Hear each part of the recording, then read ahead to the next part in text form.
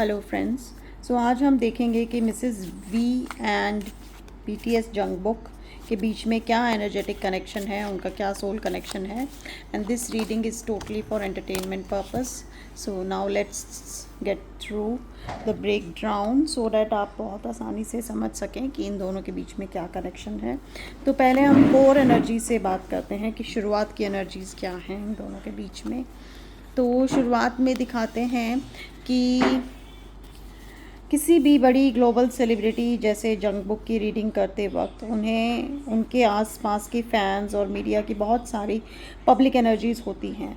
Mrs V and जंगबुक के true connection को समझने के लिए हमें इस पब्लिक शो को हटाकर उनकी सोल लेवल एनर्जी को देखना होगा। पास्ट फाउंडेशन, पुरानी बुनियाद क्या कहती है कि बचपन की यादें, past life connection and innocent दोस्ती को दिखाता है। लेकिन जैसे इसका मतलब ये भी होता है कि एनर्जी में कोई ना कोई रुकावट ज़रूर रही है। तो इंटरप्रेट अगर हम करें तो अगर उनके बीच शुरुआत में कोई अट्रैक्शन या पास्ट लाइफ का कोई कनेक्शन था भी, तो ये कार्ड दिखाता है कि सिर्फ पुरानी बातें या इमोशनल होके इस रिश्ते को आगे नहीं निभाया जा सकता। और इसके बीच में अगर हम इसका डायनामिक्स देखें तो मिसेस वी एंड जंगबुक के लिए ये कार्ड इशारा करता है कि अगर कोई शुरुआती बातचीत भी थी तो वो रियल लाइफ की प्रॉब्लम्स की वजह से धुंधली पड़ गई एंड दोनों का एक नॉर्मल दोस्ती या रिलेशनशिप रखना नामुमकिन है, क्योंकि दोनों की लाइफ के ढंग और एक्सपेक्टेशंस बहुत ही अलग हैं। नाउ लेट्स सी कि प्रेजेंट सिनेरियो क्या रहा है। प्रेजेंट सिनेरियो में हमें दिख रहा है कि प्लानिंग एंड बाउंड्रीज़ क्या रही हैं इन दोनों के बीच में। तो वो दिखाता है कि हिडन एजेंडाज या चुप कर निकलने की स्ट्रेटेजी को दिखाते हैं ये कार्ड्स, कि इस कनेक्शन में प्राइवेसी को बहुत ज़्यादा ज़रूरत है। जो कुछ भी उनके बीच है उसे दुनिया की नज़रों से बहुत बचा कर और सोच समझ कर रखा जा रहा है।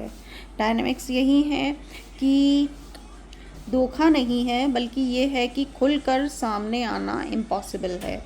जंगबुक हमेशा मीडिया की नज़र में रहते हैं, इसलिए मिसेस बीटीएस वी और उनके बीच कोई भी डायनामिक है तो उसमें बहुत स्ट्रिक्ट बाउंड्रीज़ और सीक्रेट मोमेंट्स हैं। दोनों ने शायद तय किया है कि वो इस चीज़ को बिल्कुल हिडन रखेंगे।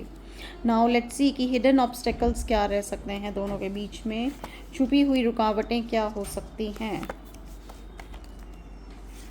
ओके, तो दोनों के बीच में सबसे बड़ी रुकावट दिख रही है कि एक दिल में 3 तलवारें आर पार हैं और पीछे काले बादल हैं। मीन्स कि सेपरेशन और बाहर के लोगों की वजह से मिलने वाला दर्द को दिखाते हैं। ये 3 तलवारें उन 3 बड़ी दीवारों को दिखाते हैं जो मिसेस बीटीएस वी एंड जंगबुक को अलग करती है। नाउ पब्लिक और मीडिया में देखें तो मिलियंस ऑफ फैंस और इंटरनेट रूमर्स का बेइंतहा प्रेशर है। सोसाइटी एंड कल्चर दोनों के बैकग्राउंड और लाइफस्टाइल स्टेजेस का बहुत बड़ा फ़र्क है। डिस्टेंस भी है कि एक ग्लोबल सुपरस्टार के आसपास का tight security and management system है।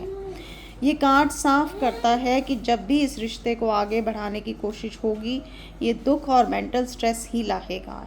बाहर का प्रेशर इस रिश्ते को चैन से जीने नहीं देगा। एंड अब हम देखते हैं अनकॉन्शियस डिज़ायर्स, लाइक अंदरूनी तमन्ना क्या है। तो उसमें हमारे पास जो कार्ड्स आए हैं उनसे पता लग रहा है कि भ्रम है, फैंटेसी है, शख्सियत का असर क्या है। तो रात के अंधेरे में हर चीज़ बड़ी बदली हुई लगती है, ऐसे ही मिसेस वी एंड जेके का कनेक्शन रियल से ज़्यादा एक फैंटेसी या एक ख्वाब जैसा लगता है। यहाँ लोग एक दूसरे के रियल रूप को नहीं, बल्कि उनकी एक बनी बनाई इमेज को पसंद कर रहे हैं। जंगबुक जैसे बड़े स्टार पर लोग अक्सर अपनी अधूरी ख्वाहिशें और एक्सपेक्टेशंस प्रोजेक्ट करते हैं।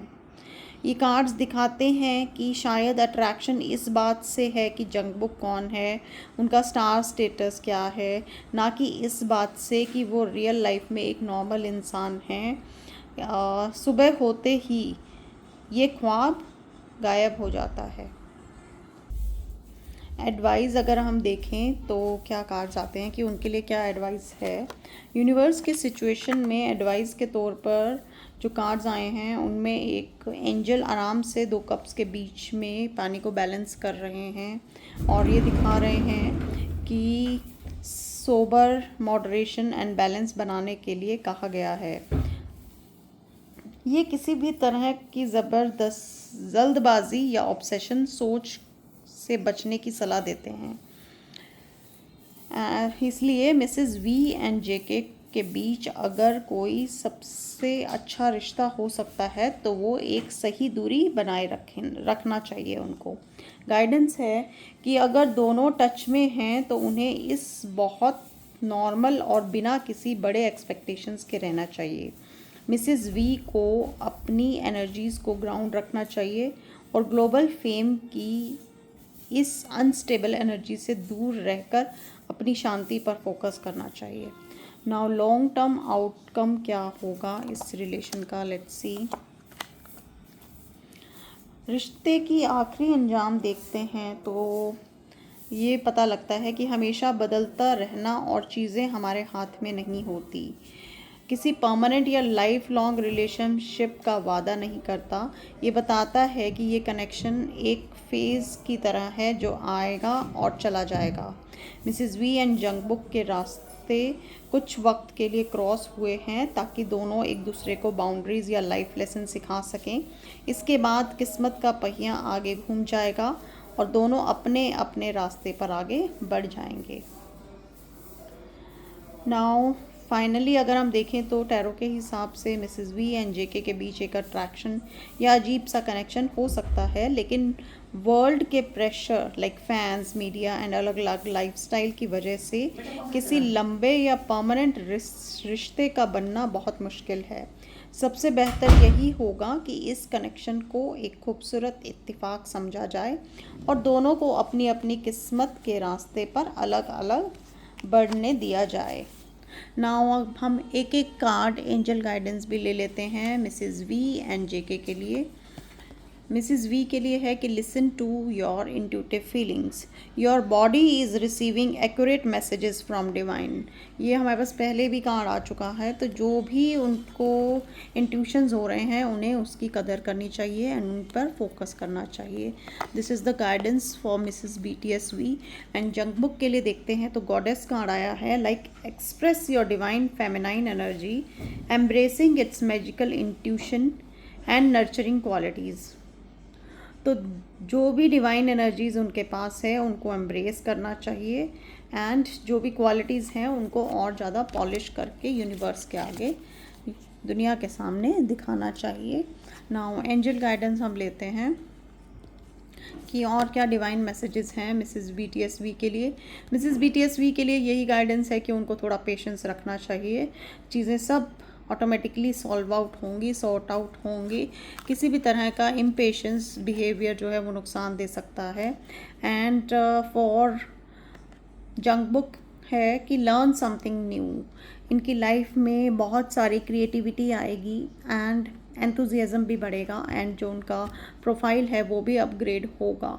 तो उनको अपने प्रोफेशन पे ज़्यादा फोकस करना चाहिए, बिकॉज कुछ ना कुछ अगर नया सीखेंगे तो नया अचीव भी करेंगे।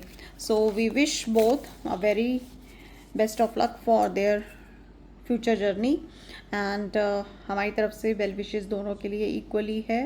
एंड मेरे व्यूअर्स एंड इस चैनल के सभी मेंबर्स को सभी को भी मेरी ब्लेसिंग्स हैं कि वो अपनी लाइफ में फ्यूचर में बहुत सारा प्रोग्रेस करें।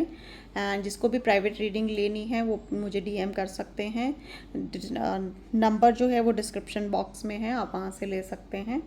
and do like, share and hype this channel. Thank you so much. God bless you all.